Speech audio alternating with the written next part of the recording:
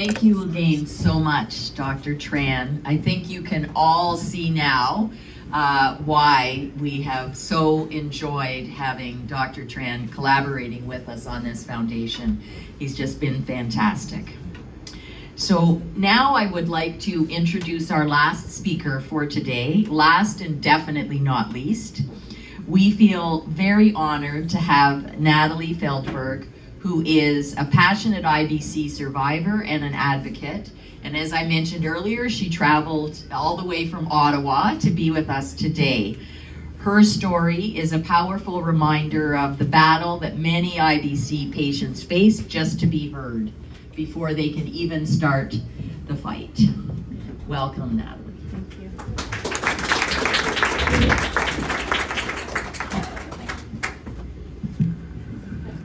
Hi, everybody. Hello.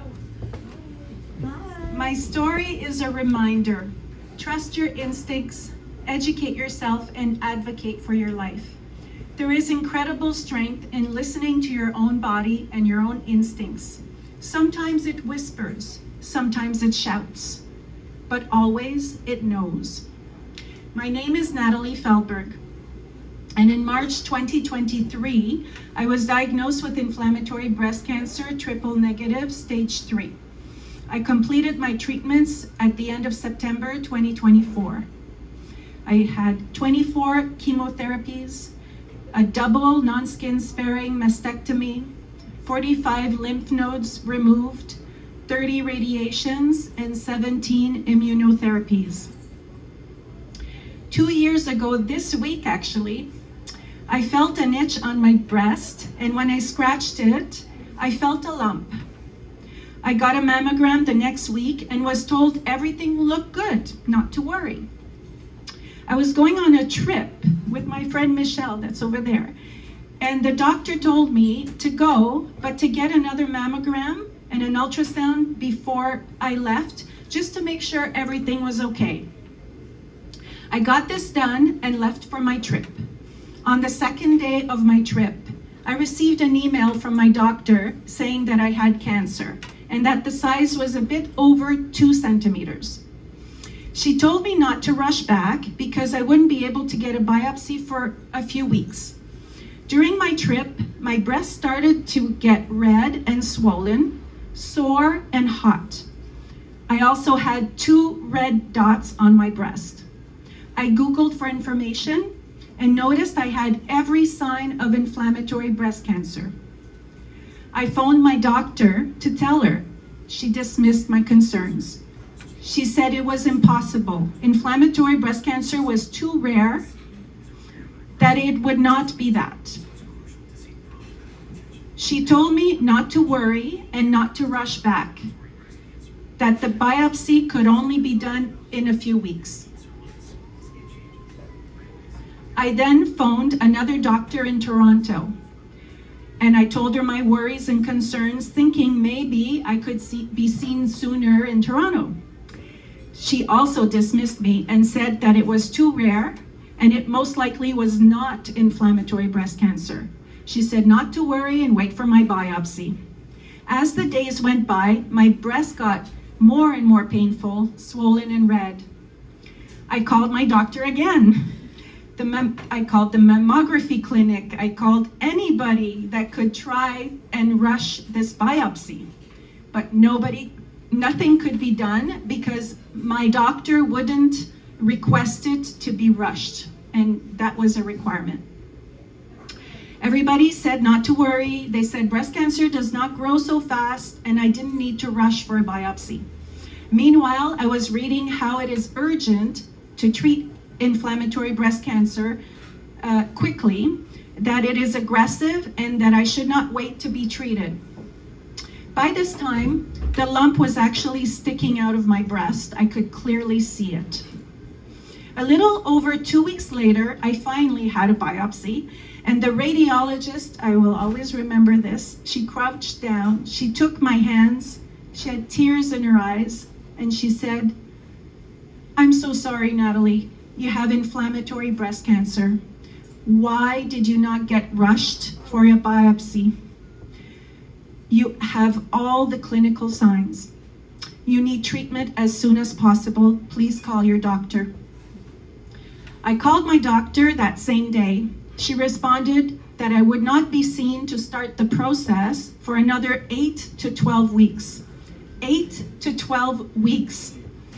I told her it was inflammatory breast cancer and that it's urgent. She said not to worry, cancer does not grow fast. I had time to wait, that she would not request a rush for me to be seen earlier. Desperate, worried, devastated, I started to tell all my friends about my situation. A miracle then happened. A friend of mine happened to be with her neighbor on a trip, and he's an oncologist in Ottawa. He knew right away the urgency of my situation, and he called me right away. The next day, I started staging and was set up with a fabulous oncologist, radiologist, and surgeon. I was so lucky. I feel that my friend saved my life.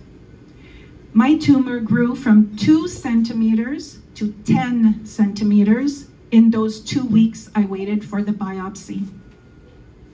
Had I waited 8 to 12 weeks to start the process, I believe my destiny would have been totally different. IBC is a very aggressive cancer. Thankfully, the cancer in my case had not spread outside the breast except for the skin, and I was diagnosed as stage 3 triple negative inflammatory breast cancer. However, I had to advocate for myself another 3 times. First, for my radiation treatments, because I was not prescribed the IBC protocol, and I had to fight the required amount of radiation. Second, I had to fight to get Xeloda because I had not reached PCR and ended up needing to participate in a trial so that I could get the extra chemo. The third time was with the surgeon because they wanted to just remove the sentinel lymph nodes, and I told them you need to remove all the first 2 layers, I believe, of the lymph nodes. So I actually had to change surgeons, and she was fabulous, and she did the IBC protocol. So I actually had 45 lymph nodes removed. So I had to fight all these times for my life, but now I'm doing very well, and I'm so grateful. Thank you. As patients, we must be active participants in our care. For my fellow IBC survivors, your voice matters. Your instincts matter. You matter. Also, doctors and healthcare professionals need to learn about IBC, learn about the urgency in being treated, learn about the best treatment protocols, and know that their role in our journey is invaluable. They need to listen to their patients, trust their patients' instincts, and recognize that while IBC is rare, it is very real. To anyone facing this battle, know that you are not alone. There is strength in knowledge, in community, and in the unwavering belief that your voice deserves to be heard. Keep pushing, keep questioning, and never stop fighting for yourselves. Hope is powerful. Determination is life-saving. And together, through this awareness and advocacy, we can change the future for all of those who will walk the path after us. Thank you so much.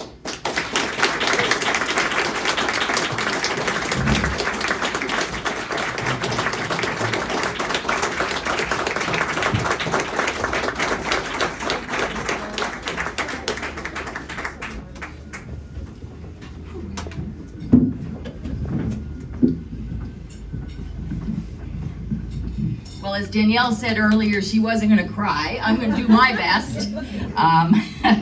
Wow.